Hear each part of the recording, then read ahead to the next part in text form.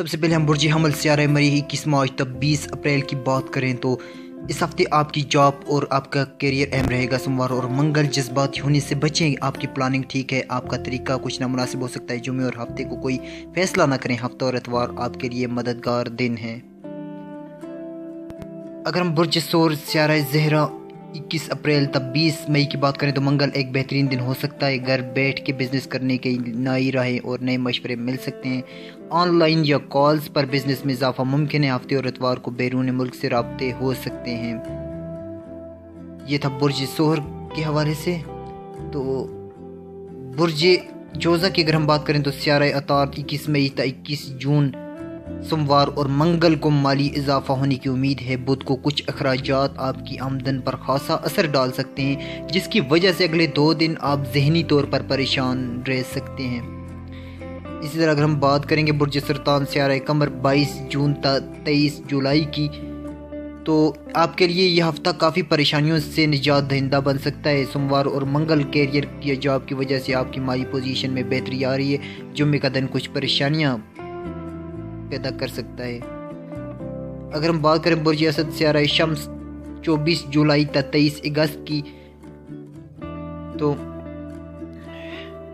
مقدر کا ستارہ ساتھ دے رہا ہے، سفر ہونے کے امکان ہیں، بزنس کے لیے کوئی نیا معاہدہ ہو سکتا ہے۔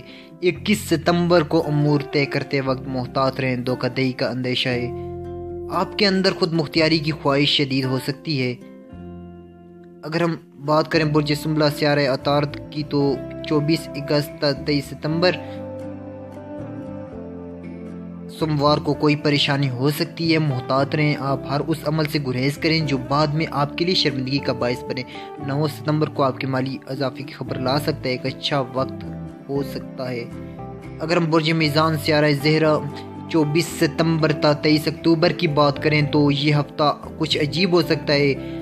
کچھ دوست کے روپ میں چھپے ہوئے عزیز آپ کو فریب دے سکتے ہیں، ممکن ہے آپ کسی الجھن میں پھنس جائیں، لہٰذا اس ہفتے یہی مشورہ ہے کہ اپنے امور میں محتاط رہیں۔ اگر ہم بات کریں برج عقرب سیارہ پلوٹو 24 اکتوبر تا 22 نومبر کی، تو آپ کو اور آپ کے بزنس کا سیارہ الٹا ہو چکا ہے۔ اس ہفتے بڑی پلاننگ اور لمبے عرصے کی بزنس کے معاملے میں محتاط رہیں۔ سوموار کو کوئی غلطی ہو سکتی ہے، ہفتے اور اتوار امید ہے آپ درست فیصلے کریں گے۔